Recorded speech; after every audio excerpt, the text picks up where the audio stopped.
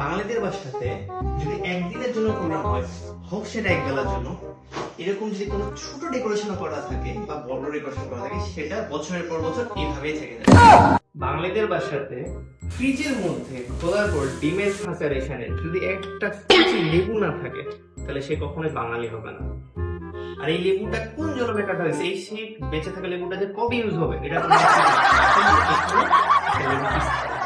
ধরেন রাত্রে বাজতেছে 12টা, অনেক কিছু খাইতে ইচ্ছে হচ্ছে, আইসক্রিম খেলে খুব ভালো হয়, যেহেতু গরমের সময় চলে আসলো। ফ্রিজটা সুন্দর করে খুললাম, খোলার পর ওয়াও, আইসক্রিমের বক্স। খুশি লাগে এটা দেখার পর, একদম ক্ষীর পোলাবে। তারপর এটা ওপেন করার পরে আদা, রসুন, পেঁয়াজ বাটা এসব ছাড়া কিছু হবে না। জীবন আদাময়।